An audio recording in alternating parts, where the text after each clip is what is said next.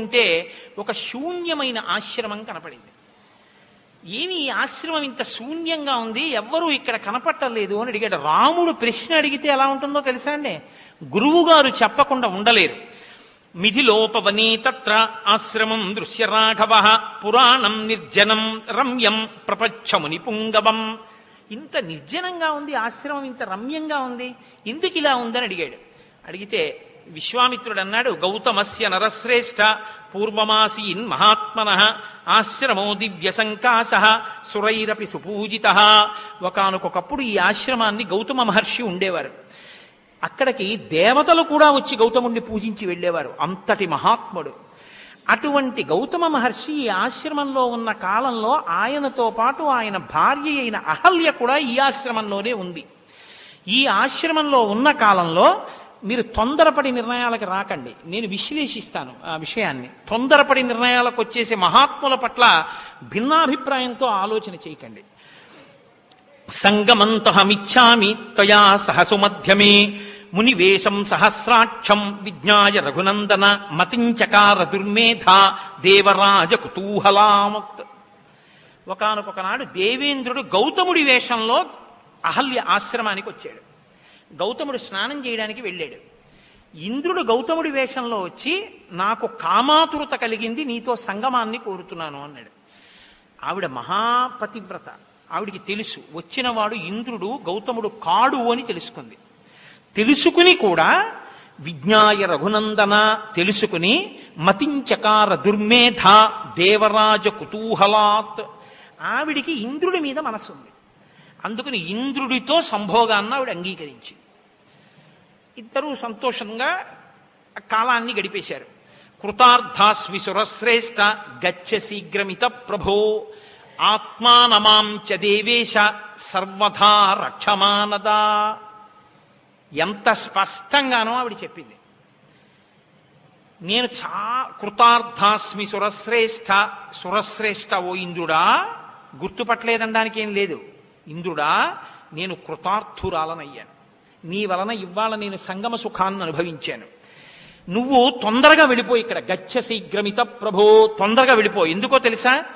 ఆత్మానం మాంచ దేవేశ సర్వదా రక్షమానదా. నా భర్త వచ్చి నువ్వు వచ్చావని మనం తప్పు చేశామని తెలుసుకోకముందే వెళ్ళిపోను. ఇంద్రుడు అన్నాడు, అటువంటి తప్పు పని చేసిన వాడు ఎలా ఉచ్చరిస్తాడో ఎలా సంబోధిస్తాడో అలా సంబోధించాడు. దాన్ని వివరించడం నాకు ఇష్టం లేదు. శుశ్రోణి పరితిష్టోస్మి గమిష్యామి యథాగతం. నేను ఎలా వచ్చానో అలా నేను కూడా సంతోషాన్ని పొందాను, వెళ్ళిపోతున్నాను అని పర్ణశాలలోంచి బయటికి వెడుతున్నాడు. అగ్ని శిఖ ఎలా ఉంటుందో అలా తడిసినటువంటి బట్టతోటి గౌతమ మహర్షి వచ్చారు. ఆయన ఒక్కసారి ఇంద్రుడి వంక అహల్య వంక చూశారు, గుర్తుపట్టారు జరిగిన తప్పుని. ఆయన వెంటనే అన్నారు, నీకు పురుషత్వం ఉంది కాబట్టి నువ్వు ఇటువంటి తప్పు పని చేయగలిగావు. నీకు ఈ పురుషత్వం ఉంది కాబట్టి ఇవాళ ఈ తప్పు చేశావు, రేపు ఎన్నిసార్లైనా చేస్తావు ఇటువంటి తప్పులు. కాబట్టి నువ్వు పురుషుడువు కాకుండా చేసేసి పురుషుడువుగా కనపడితే లోకంలో నవ్వుల పాలవుతావు. నీకు అదే శాపం. పేతతుర్వృషణౌ భూమౌ సహస్రాక్షస్య తక్షణాత్. నీ వృషణములు రాలి నేల పడిపోవుగాక అన్నాడు. ఇంద్రుడు తన పుంస్త్వాన్ని పోగొట్టుకున్నాడు. అహల్య వంక చూశారు. తథా శప్త్యా సవైశక్రం అహల్యామపి శప్తవాన్ ఇహ వర్ష సహస్రాణి బహూని త్వం నివత్స్యసి వాయుభక్షా నిరాహార తప్యంతి భస్మశాయిని అదృశ్యా సర్వభూతానాం ఆశ్రమేసి నివస్యసి యదా చైవ ధ్వనం ఘోరం రామో దశరథాత్మజః ఆగమిష్యతి దుర్ధర్షః తదా పూతా భవిష్యతి తస్మాతిధ్యేన దుర్వృత్తే లోభమోహ వివర్జిత మత్సకాశే ముదాయుక్త స్వం వపుర్ధారయిష్యసి. అహల్య వంక చూసి చాలా మంది ఏమంటారంటే ఆవిడ్ని రాయి అయిపోమ్మన్నారు అంటారు. అలా అనలేదు గౌతమ మహర్షి. ఆయన ఏమన్నారంటే, నీవు ఇక నుంచి ఇహ వర్ష సహస్రాణి కొన్ని వేల సంవత్సరములు బహూనిత్వం నివత్స్యసి, ఇక్కడే ఉండి ఆశ్రమంలో. వాయుభక్ష గాలిని తిను, నిరాహార ఆహారం తినకు, తప్యంతి తపస్సు చేయి, భస్మశాయిని నీ మీద బూది కప్పేస్తుంది, నువ్వు ఉన్నావని ఎవ్వరికీ తెలియదు.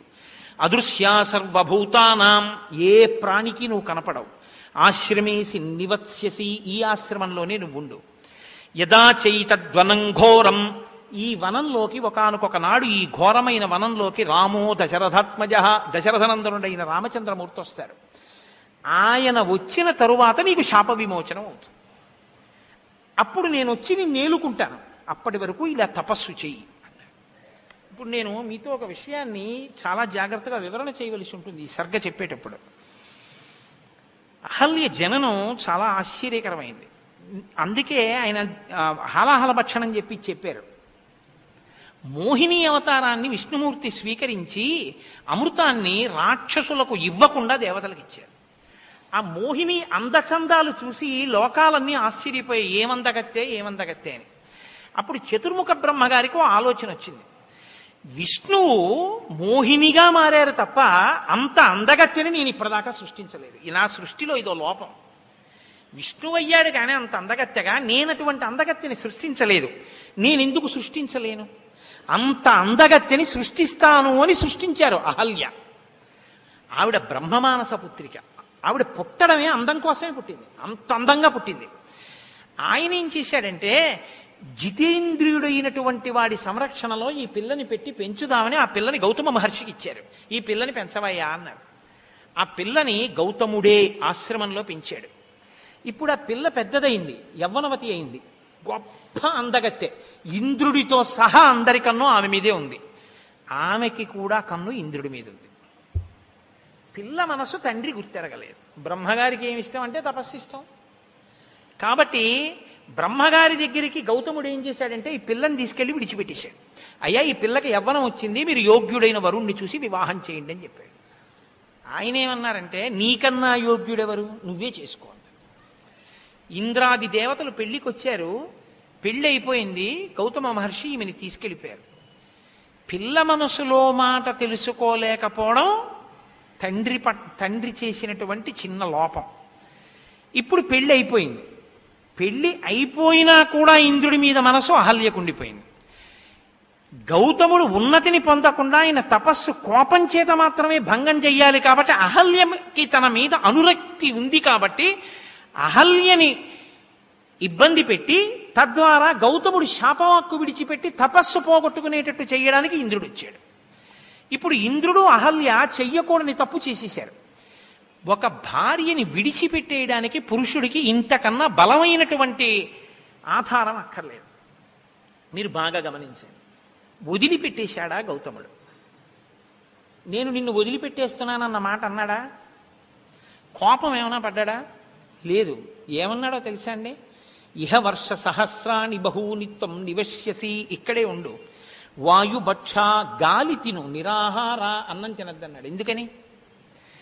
నీవు తిన్న అన్నం నీ మనసు వేరొకరి మీద లగ్నమయ్యుండగా తిన్న అన్నంలో 6వ వంతు నీ మనసుగా మారుతూ నీ మనసులో రజోగుణ తమోగుణ ప్రభావాన్ని పెంచి పెద్ద చేసింది.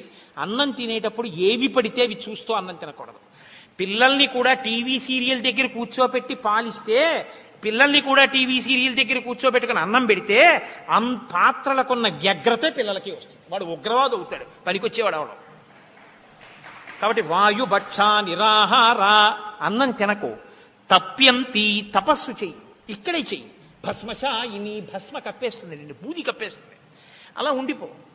నీవు చేసిన పాపం కడగబడుతుంది నువ్వు చేసిన తపస్సుకి. నీ తపస్సు చేత నీ పాపం కడగబడిన తరువాత, కడగబడిందని గుర్తు, పరంధాముడు ఈ లోకంలో నరుడిగా వచ్చి నీ ఆశ్రమానికి వస్తాడు. ఇక్కడికి నువ్వు పైకి లేస్తావు. లేచిన తరువాత అప్పుడు నీకు ఇంకా పాపం లేదు. నేను వచ్చి నిన్ను ఏలుకుని తీసుకెడతాను. మళ్ళీ మన ఇద్దరం చక్కగా ఆశ్రమవాసం చేద్దాం. అప్పుడు నిన్ను వేలు పెట్టి చూపించగలిగిన ధైర్యం ఎవరికీ ఉండదు. నీ పాపం కడగబడి నువ్వు అగ్ని శిఖగా నిలబడతావు.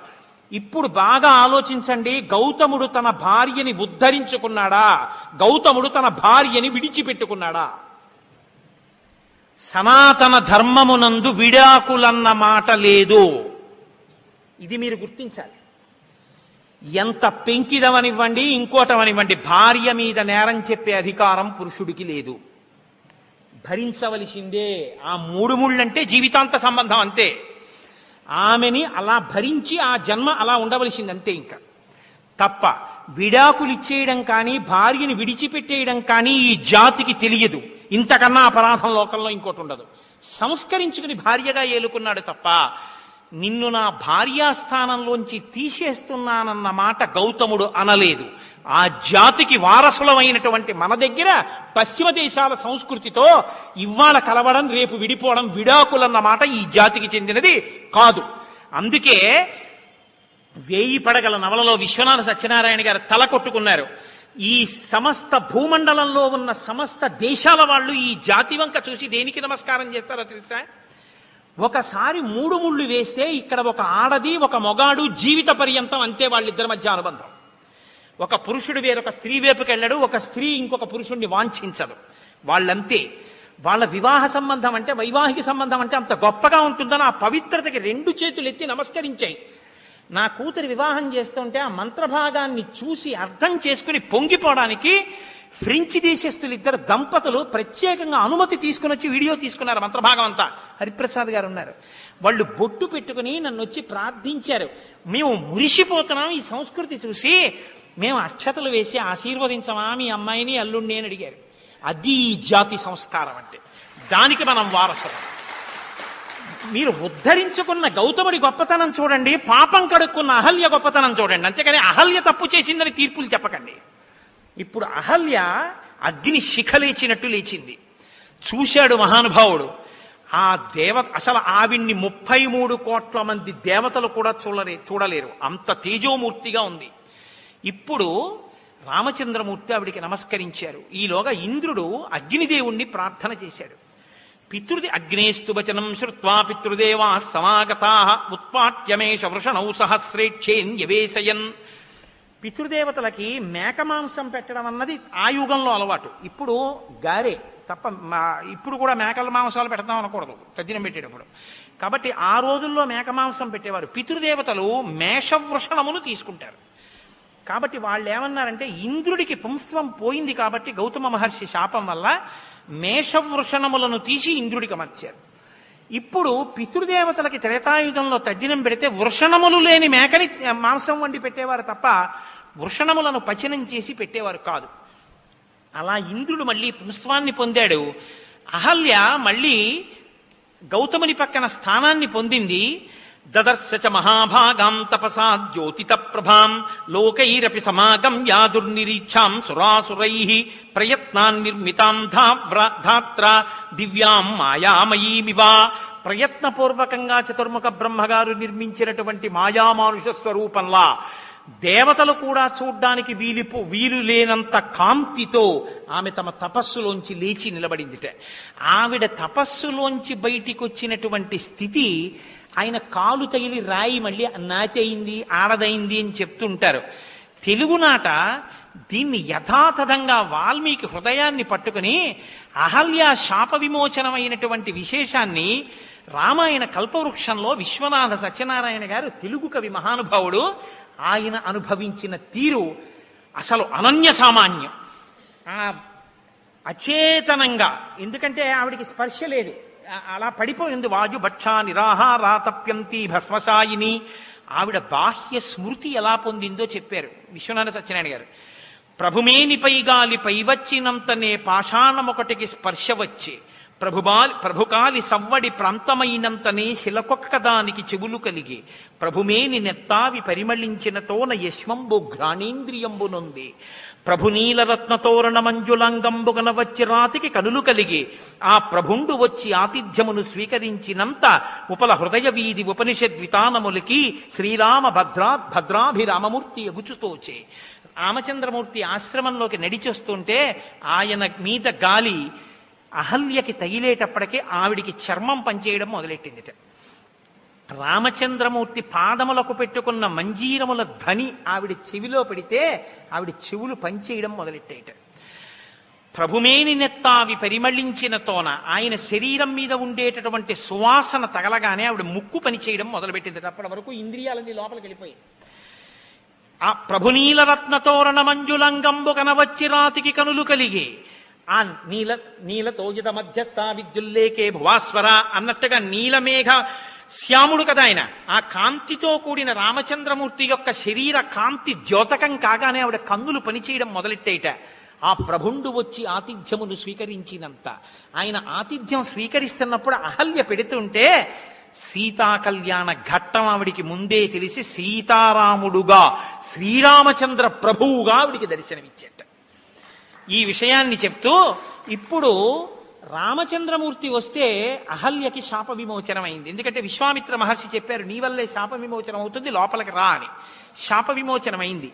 అహల్య రాముడికి నమస్కారం చేయాలా, రాముడు అహల్యకి నమస్కారం చేయాలా?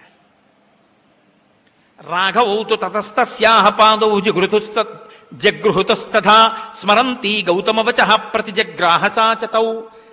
అంతటి మహాపతివ్రత నా తల్లితో సమానమైంది, గౌతమ మహర్షి భార్య, నేను బ్రహ్మచారిని, పిల్లవాణ్ణి, ఆ తల్లికి నేను నమస్కరించాలని రామచంద్రమూర్తి నేల మీద పడి అహల్యకి నమస్కారం చేశారట. ఇది వినయం అంటే. అప్పుడు అహల్య రాముణ్ణి కూర్చోబెట్టి లక్ష్మణుడిని కూర్చోబెట్టి ఆతిథ్యం ఇచ్చిందిట. ఈవిడికి శాప విమోచనమైందని తను తెలుసుకోగానే హిమాలయాల నుంచి యోగ మార్గంలో వచ్చి గౌతమ మహర్షి అహల్యని స్వీకరించి తనతో పాటుగా మళ్ళీ ఆశ్రమానికి తీసుకెళ్లారు.